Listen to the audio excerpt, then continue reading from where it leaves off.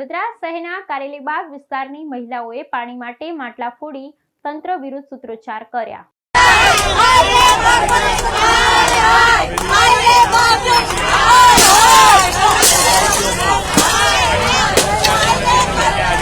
વડોદરા શહેરના કારેલીબાગ વિસ્તારની મહિલાઓએ પાણી માટે માટલા ફોડી તંત્ર વિરુદ્ધ સૂત્રોચ્ચાર કર્યા। વડોદરા શહેરના કારેલીબાગ વિસ્તારમાં આવેલી અક્ષતા સોસાયટી સહિત આસપાસની સોસાયટીના લોકો છેલ્લા ઘણા દિવસથી પાણી માટે વલખા મારી રહ્યા છે। સ્થાનિક કાઉન્સિલરો સહિત સંબંધિત વિભાગોને અનેક વખત રજૂઆત કરવા છતાં પાણીનો પ્રશ્ન હલ ન થતા આજે સ્થાનિકોમાં ભારે રોષ જોવા મળી રહ્યો હતો। આ દરમિયાન મહિલાઓએ સોસાયટીની બહાર માટલા ફોડી તંત્ર વિરુદ્ધ ભારે સૂત્રોચ્ચાર કર્યો હતો અને પાણીના પ્રશ્નનું નિરાકરણ વહેલી તકે લાવવામાં નહીં આવે તો ઉગ્ર આંદોલનની ચીમકી ઉચ્ચારી હતી।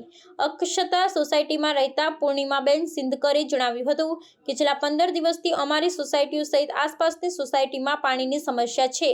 કોર્પોરેશન દ્વારા પાણીની સમસ્યાનો નિકાલ લાવવા ખાડા ખોદે છે પરંતુ નિરાકરણ લાવતા નથી। લોકો સમયસર વેરો ભરે છે પરંતુ તેની સામે પાણી જેવી જીવન જરૂરી સુવિધાઓ મળતી નથી। અનેક વખત રજૂઆત કરવા છતાં પાણીનો પ્રશ્ન હલ ન થતા આજે અમારી મહિલાઓને તંત્રને જગાડવા માટલા ફોડવા પડ્યા છે। સ્થાનિક ધર્મેન્દ્ર પટેલે જણાવ્યું હતું કે અક્ષતા સોસાયટીના લોકો છેલ્લા 2 વર્ષથી પાણીની સમસ્યાનો સામનો કરી રહ્યા છે। સ્થાનિક કાઉન્સિલરો મનોજ પટેલ, બંદી શાહ, શ્વેતાબેનને રજૂઆત કરવા છતાં અમારા વિસ્તારમાં પાણીનો પ્રશ્ન હલ થતો નથી।